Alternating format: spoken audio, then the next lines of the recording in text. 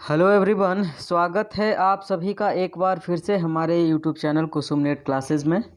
जैसा कि आपको पता है कि मैं पिछले 2 लेक्चर से आपको पेपर 1 का प्रैक्टिस करवा रहा हूं, जिसमें पिछले वीडियो में मैंने बात किया था दिसंबर 2012 के क्वेश्चन के बारे में, और उसके बाद मैंने दिसंबर 2013 में पेपर 1 में पूछे गए सवालों के बारे में मैंने बात किया था।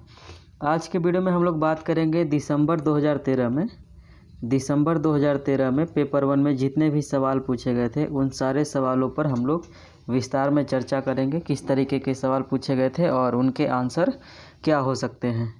तो आइए फिर बिना देर के हुए चलते हैं, हम लोग आगे बढ़ते हैं।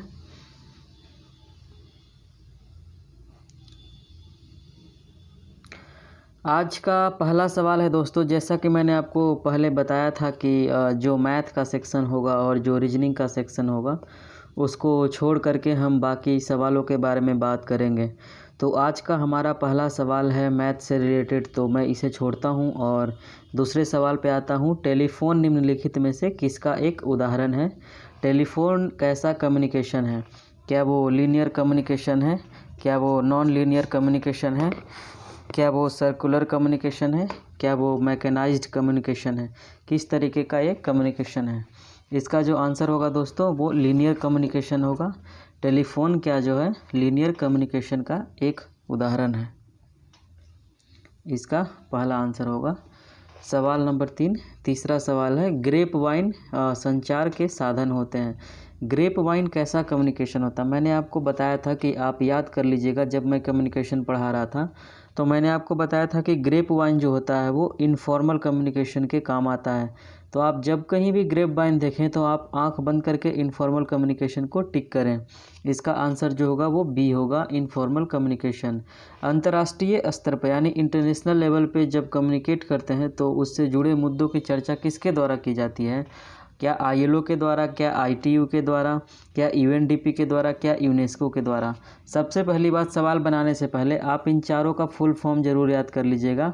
ILO का फुल फॉर्म होता है इंटरनेशनल लेबर ऑर्गेनाइजेशन, और ITU का फुल फॉर्म होता है इंटरनेशनल ट्रेड यूनियन।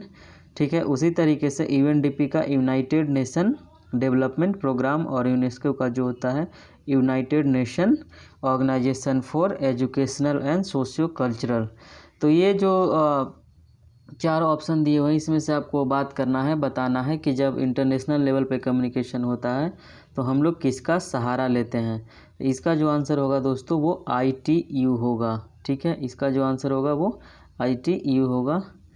और पांचवा जो है टीवी श्रोताओं द्वारा प्रयुक्त रेफरेंशियल फ्रेमिंग संचार माध्यमों को किससे जोड़ता है? Referential framing used by TV audience connects media with किसके साथ? रियलिटी या फॉल्सिटी या निगेटिविटी या पैसिविटी? इसका जो आंसर होगा दोस्तों वो रियलिटी होगा, सच में वो जोड़ता है। किसी क्लास में संप्रेषित ज्ञान को निम्नलिखित में से क्या माना जाता है? The communicated knowledge in a classroom is considered as, उसको कंसीडर किया जाता है कल्चरल कैपिटल के अंतर्गत। ठीक है, सातवां जो सवाल है, क्लासरूम कम्युनिकेशन को सामान्यतः माना जाता है, क्या माना जाता है? इफेक्टिव, अफेक्टिव या कॉग्निटिव या नॉन सेलेक्टिव? तो अक्सर जो क्लासरूम कम्युनिकेशन होता है उसको माना जाता है कॉग्निटिव। कॉग्निटिव का अर्थ होता है संज्ञानात्मक, जिसका संबंध है नॉलेज से। तो क्लासरूम कम्युनिकेशन का संबंध, डायरेक्ट संबंध अमूमन तौर पे नॉलेज से माना जाता है। ठीक है, 10वां सवाल तो मैथ से है, इसको रहने देते हैं।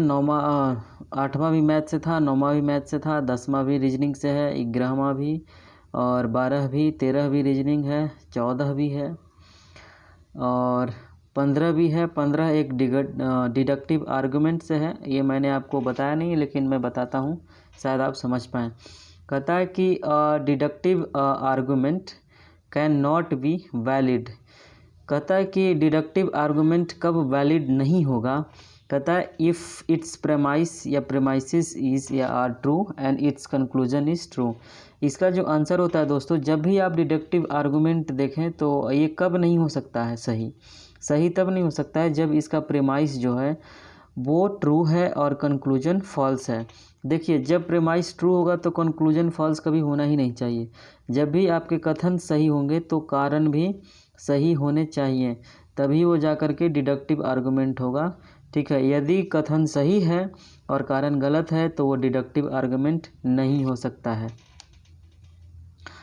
16 an analogical argument is strengthened by, कहता है कि एक सादृश्यात्मक जो है सादृश्य मूलक तर्क जो है किस प्रकार सशक्त बनता है। क्या making the claim bolder while its premises remain unchanged, ठीक है, या फिर reducing the claim made on the basis of the premises affirmed, या remaining the claim unchanged while the evidence in its support is found to exhibit greater, या none of the above. इसका जो answer होगा दोस्तों वो B होगा। आधार्य वाक्य की पुष्टि के आधार पे दावे में कमी लाना, उसी को एनालॉजिकल रीजनिंग बोलते हैं। ये जब मैं पढ़ाऊँगा क्या लॉजिकल रीजनिंग, उसमें आपको ये पढ़ना है। 17 है, यदि दो प्रतिज्ञप्तियों में से दोनों एक साथ गलत नहीं हो सकती है परंतु दोनों एक साथ सही हो सकती है, इसका आंसर आप आंख बंद करके याद कर लीजिएगा, सब कॉन्ट्ररी। ठीक है, जब कहता है कि आपके पास दो तरीके का मान लीजिए प्रोपोजिशन है, दो तरीके का स्टेटमेंट है, और यदि दोनों एक साथ सही हो और दोनों एक साथ गलत नहीं हो, यदि दोनों एक साथ सही हो और दोनों एक साथ गलत नहीं हो, तो उसको जो बोलते हैं सब कॉन्ट्ररी बोलते हैं। कॉन्ट्ररी किसको बोलेंगे? जब दोनों एक साथ गलत हो और दोनों एक साथ सही भी हो, तब वो कॉन्ट्ररी होगा। जब दोनों एक साथ सही हो और दोनों एक साथ गलत नहीं हो, तो उसको क्या बोलेंगे? सब कॉन्ट्ररी। ये जब मैं पढ़ाऊँगा आपको बहुत आसानी से क्लियर हो जाएगा। व्यापक विस्तार क्रम में 3 मदों के व्यवस्थापन हेतु कुछ कोड नीचे दिए गए हैं, सही कोड चुनना है आपको। कहता है given below are some codes of arrangements of 3 items in order of the wider scope, select the correct code. ठीक है, इसमें करेक्ट कोड क्या हो सकता है? Clothes, garments. कहता है कि आप पहले कपड़ा लेंगे, उसके बाद ही गारमेंट्स बनाएंगे, पोशाक बनाएंगे, और उसके बाद उसके कमीज़ बनाएंगे। जैसे पहले पोशाक नहीं होगा, फिर कपड़ा, फिर कमीज़ नहीं होगा, पहले कमीज़ तो होगा नहीं, पहले पोशाक भी नहीं होगा। पहले आपके पास क्या होना चाहिए? कपड़ा, उसके बाद आप उसका पोशाक बनाएंगे, उसके बाद उसको कट करके आप कमीज़ के रूप में रूपांतरित करेंगे। एक कॉमन सेंस पे आधारित सवाल है। इस कथन की सभी नास्तिक निराशावादी होते हैं का समान कथन कौन सा है? कहता है कि एक कथन है जो सभी नास्तिक हैं वो निराशावादी होते हैं, तो इसी के जैसा दूसरा कथन क्या हो सकता है? सभी गैर निराशावादी गैर नास्तिक होते हैं। एकदम सही, पहला ही जो इसका ऑप्शन है वो सही होगा। और ये जो है डीआई पे रिलेटेड सवाल है जो हमेशा 5 पूछा जाता है। जब मैं क्लास लूँगा बोर्ड पर तो उस समय मैं इसको आपको क्लियर कर दूँगा ये किस तरीके से इसको आपको बनाना है। हालांकि इसमें 3 सवाल पूछा गया है। और आते हैं 24 नंबर क्वेश्चन पे, और कहता है इंटरनेट एथिकल प्रोटोकॉल को क्या कहा जाता है? ठीक है, इसको जो कहा जाता है वो नेटिकेट कहा जाता है। क्या कहा जाता है? Netiquette. The internet ethical protocol is called netiquette. याद रख लीजिएगा, इसको याद करने वाली चीज़ें हैं। नेट पर वाणिज्यिक संदेशों को क्या कहा जाता है? Commercial messages on the net are identifies as क्या?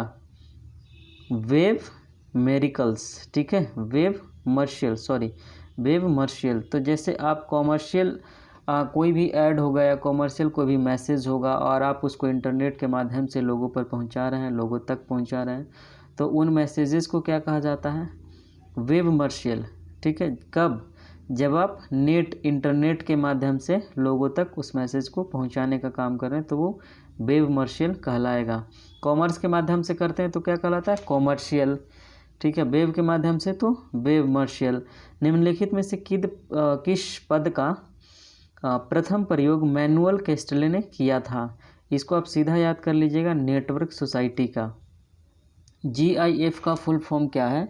अक्सर आप देखते होंगे GIF कोई वीडियो वगैरह डाउनलोड करते हैं जो बहुत कम सेकंड का होता है, उसका जो फुल फॉर्म होता है उसको बोलते हैं ग्राफिक्स इंटरचेंज फॉर्मेट। ये अक्सर पूछा जाता है। इंफॉर्मेशन टेक्नोलॉजी का ये सवाल है जिससे 5 नंबर के सवाल पूछे जाते हैं, तो याद कर लीजिएगा GIF का फुल फॉर्म क्या होता है।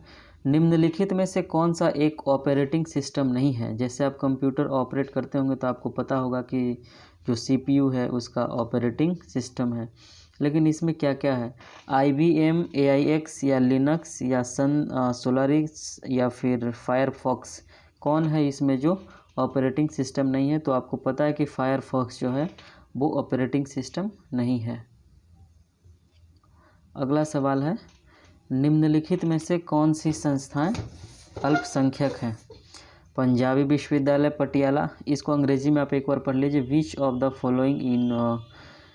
फॉलोइंग इज या आर ए माइनॉरिटी इंस्टीट्यूशंस। ठीक है, अब इसमें से आपको पता करना है कौन कौन जो है माइनॉरिटी इंस्टीट्यूशन है। अब पहला है पंजाबी विश्वविद्यालय जो पटियाला में स्थित है, उस्मानिया विश्वविद्यालय जो हैदराबाद में स्थित है, और कश्मीर विश्वविद्यालय जो श्रीनगर में है, और सेंट स्टीफन कॉलेज जो भारत का नंबर 1 कॉलेज है, DU का हिस्सा है। आपको इसमें बताना है कि कौन जो है माइनॉरिटी इंस्टीट्यूशंस हैं। पहला जो है पंजाबी विश्वविद्यालय, ठीक है, पहला जो है पंजाबी विश्वविद्यालय, दूसरा उस्मानिया, तीसरा कश्मीर और चौथा सेंट स्टीफन। लेकिन इसमें जो सेंट स्टीफन है सिर्फ वही जो है माइनॉरिटी इंस्टीट्यूशन में आता है, यहाँ बहुत कम लोग पढ़ते हैं। भारत के कई चुनिंदा नेता हैं जो सेंट स्टीफन कॉलेज के प्रोडक्ट हैं। राष्ट्रीय सलाहकार परिषद के बारे में निम्नलिखित में से कौन से कथन सही हैं? पहला जो कथन है इनका वो है राष्ट्रीय सलाहकार परिषद एक सांविधिक निकाय है। एक सही बात है या गलत, इस पे पहले मैं बाद में चर्चा करता हूँ। दूसरा, भारत के प्रधानमंत्री इसके अध्यक्ष होते हैं। यह सिविल सोसाइटी के नेताओं के साथ सतत वैचारिक आदान प्रदान सुसाध्य बनाती है। या फिर यह भारत सरकार को नीतिगत और विधायी आधार पर सामग्री प्रदान करती है। इसका जो तीसरा ऑप्शन है, यह सिविल सोसाइटी के नेताओं के साथ जो है इनका हमेशा आदान प्रदान जो मैसेज होता है, जो कम्युनिकेशन होता है वो हमेशा बना रहता है। और यह भारत को नीतिगत और विधायी आधार पर सामग्री प्रदान करती है, इसीलिए इसका स्थापना भी किया गया था। भारत के वर्तमान में अजीत डोभाल जो है राष्ट्रीय सुरक्षा सलाहकार हैं। याद रखिएगा, कभी कभी इस तरीके का सवाल भी पूछ दिया जाता है। इसका जो आंसर होगा वो डी होगा, 3 और 4।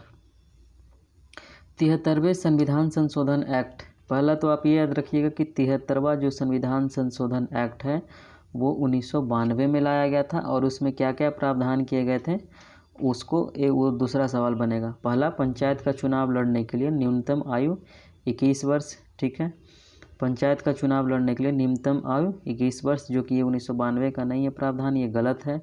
और मध्यवर्ती एवं जिला स्तर पर पंचायतों के अध्यक्ष के लिए अप्रत्यक्ष चुनाव, ये भी गलत है। और पंचायती राज संस्थाओं में संसद तथा राज्य विधानमंडल के सदस्यों का प्रतिनिधित्व, ये बिल्कुल सही है। और पिछले वर्गों के लिए सीटों का आरक्षण, ये 1992 में किया गया था। इसका जो आंसर होगा वो डी होगा, 3 और 4 आप टिक कर लीजिएगा।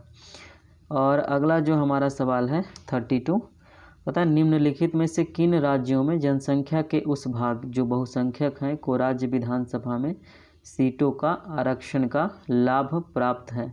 इसका जो पहला आंसर है वो है मेघालय और मिजोरम, और पहला ही ऑप्शन जो है वो सही आंसर भी है।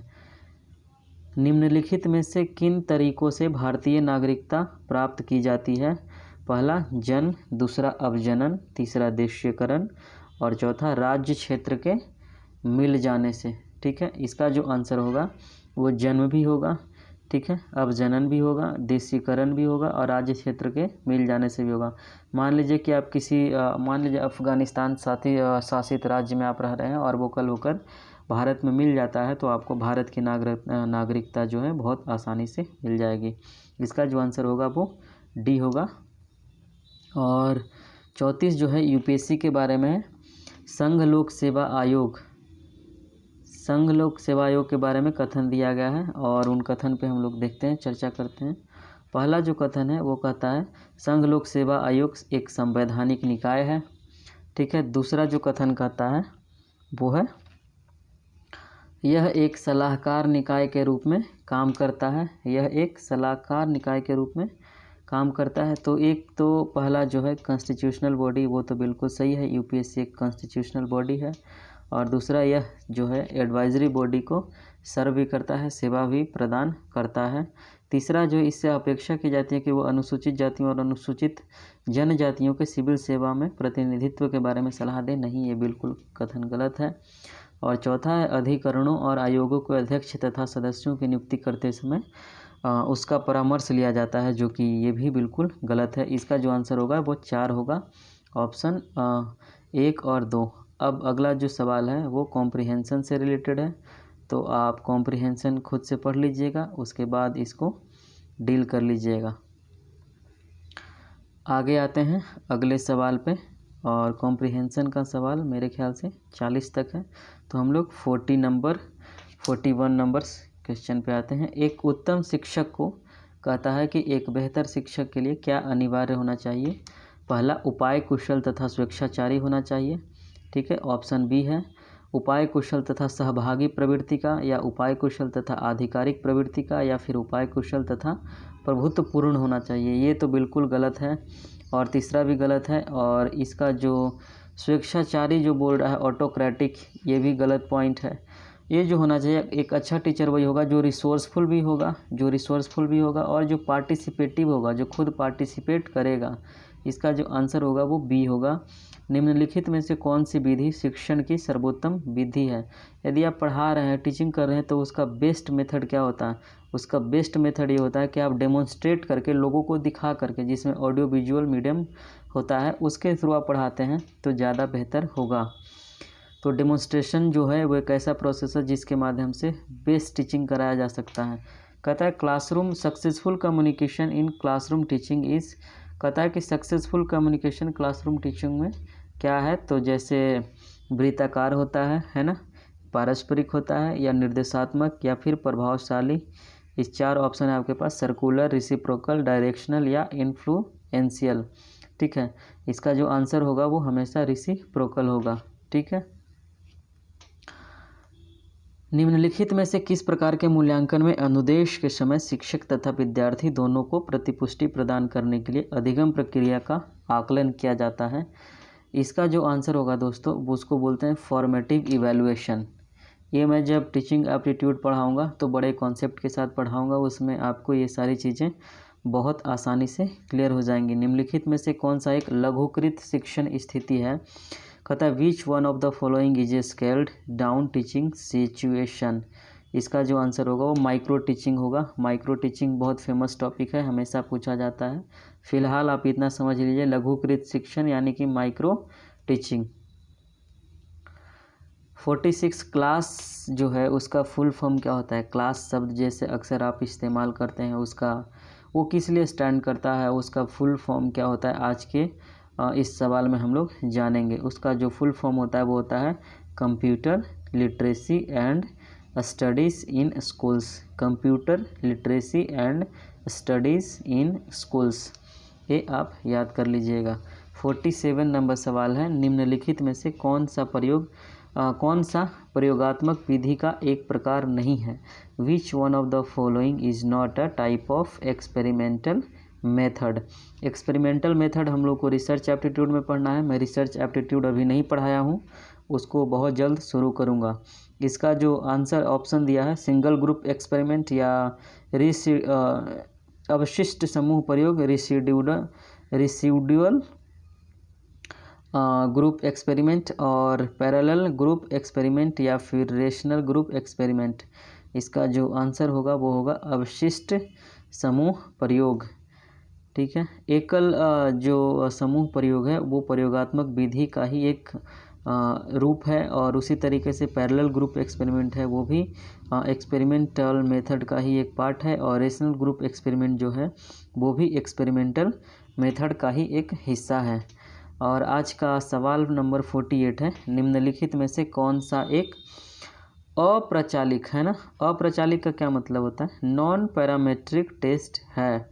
इसका जो पहला जो है वो टी टेस्ट, साइन टेस्ट, या काई स्क्वायर टेस्ट, या फिर रन टेस्ट।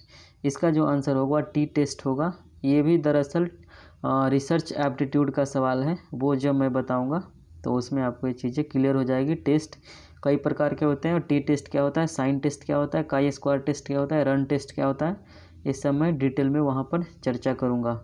और ये सवाल जो है वो स्टेटमेंट बेस्ड सवाल है, इसको छोड़ते हैं और फिर अगले सवाल पे आते हैं। शोध के चरणों का सही क्रम पहचानिए। ये यूजीसी नेट का बड़ा फेवरेट सवाल है। आप जब रिसर्च करते हैं तो उसमें कई सारे चीज़ें होती है, पहले क्या करना होता है, बाद में क्या करना होता है, तो वो अरेंज वे में सजाना होता है। आपको इसमें बताना है कि पहले आप क्या करेंगे।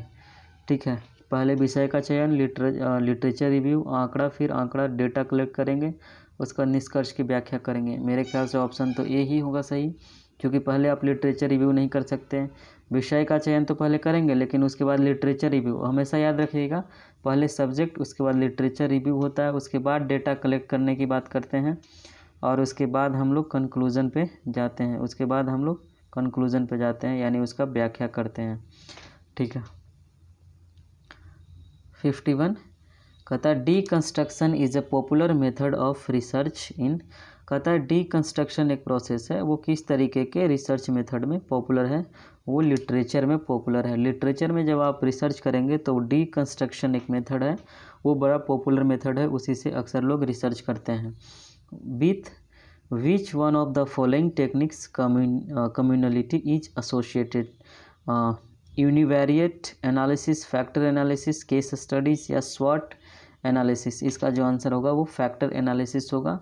और स्वतंत्र चर तथा आश्रित चर के बीच संबंध को प्रभावित करने वाले चर को क्या कहते हैं, आप ये देखिए। The variable which impacts the relationship between an independent variable and a dependent variable is known as antecedent and president. ठीक है, president and predictor variable and control variable. इसका जो आंसर होगा वो कंट्रोल वेरिएबल। वो बड़ा इजी है, इसको एक कॉन्सेप्ट है जो मैं बताऊंगा, और ये दरअसल लॉजिकल रीजनिंग का सवाल है।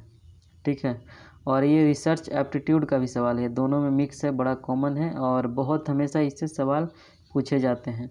निम्नलिखित में से कौन सी असंभाव्यता प्रतिचयन की एक विधि है।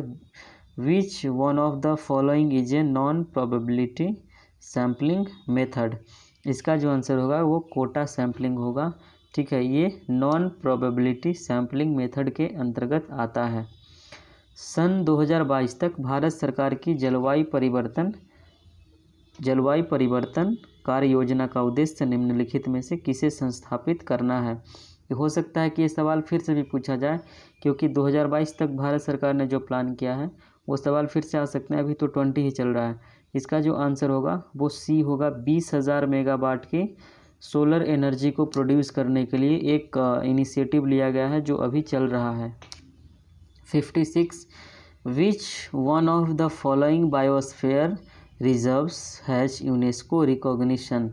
ठीक है, अब इसमें आपको ये बताना है कि निम्नलिखित में से किस जैव मंडलीय संरक्षण क्षेत्र को यूनेस्को की मान्यता मिली हुई है। मानस, कंचनजंगा, शेषाचलम हिल्स या फिर ग्रेटर निकोबार। इसका जो आंसर होगा वो ग्रेटर निकोबार होगा। याद कर लीजिएगा। निम्नलिखित में से कौन सी गतिविधि दुनिया भर में जल प्रदूषण में सबसे ज़्यादा योग देती है। कृषि, जल विद्युत पावर उत्पादन, या फिर उद्योग, या फिर शहरीकरण। इसका जो आंसर होगा वो एग्रीकल्चर होगा। सूची 1 और सूची 2 में आपको मिलाना है। आपको बताना है नीलगिरी कहाँ पर है और मानस कहाँ पर है, सिमलीपाल कहाँ पर है, और अचंकमण या अमरकंटक। ठीक है, अचंकमण, अमरकंटक ये कहाँ पर है। पहला जो है आपको पता होगा कि आप नीलगिरी कहाँ पर है, तो नीलगिरी जो है वो है पश्चिमी घाट पर्वत को नीलगिरी पर्वत भी बोला जाता है। ठीक है, तो ए का 4 होगा, आप देख लीजिए, टिक कर लीजिए। ए का 4 किसमें, डी इसका आंसर होगा। बी का 3 यानी कि मानस जो होगा वो पूर्वी हिमालय के पहाड़ियों को मानस भी कहा जाता है। और सी का 1 होगा, सिमलीपाल जो होगा वो दक्कन प्रायद्वीप को कहा जाता है। और आपको पता है कि छत्तीसगढ़ में ही अमरकंटक है। ठीक है, अगला सवाल है G5 दुनिया की 5 सर्वाधिक महत्वपूर्ण उभरती हुई अर्थव्यवस्थाएं हैं। निम्नलिखित में से कौन सी अर्थव्यवस्था G5 का हिस्सा नहीं है? तो G5 का हिस्सा कौन कौन है? सबसे पहले आपको ये ध्यान रखना चाहिए, G5 का हिस्सा जो है मैक्सिको भी है, ब्राज़ील भी है, चीन भी है, ठीक है, लेकिन कोरिया नहीं है इसका। इसका जो आंसर होगा वो डी होगा, कोरिया। और आज का लास्ट सवाल है हमारा, निम्नलिखित में से कौन सा राष्ट्र कार्बन डाइऑक्साइड का सबसे ज़्यादा प्रति व्यक्ति उत्सर्जन करता है? Which of the following Nations has the maximum per capita emissions of carbon dioxide? China है, जापान है, यूएसए है या फिर इंडिया है? इसका जो आंसर होगा वो यूएसए होगा। ठीक है दोस्तों, तो आज के वीडियो में इतना ही। बाकी आज के जो 60 सवाल थे उसका मैंने आपको डिस्कशन करवा दिया। आप यदि हमारे चैनल पे पहली बार आए हैं तो आपको पता है क्या करना है, चैनल को सब्सक्राइब कर लीजिए और बेल आइकॉन भी दबा दीजिएगा। साथ ही वीडियो को लाइक कीजिए, कमेंट कीजिए। और आपके जितने भी साथी जो नेट की तैयारी कर रहे हैं या फिर जो नेट की तैयारी करने के सोच रहे हैं या फिर वैसे कैंडिडेट जिनका नेट हो चुका है, JRF करना चाह रहे हैं, उन सभी साथियों को मेरे तरफ से ढेर सारी शुभकामनाएं और इस वीडियो को भेज दीजिएगा ताकि उनको भी मदद मिल सके। तो दोस्तों फिर मिलते हैं अगले वीडियो में, तब तक के लिए बाय बाय, शुक्रिया, थैंक यू, जय हिंद, जय भारत।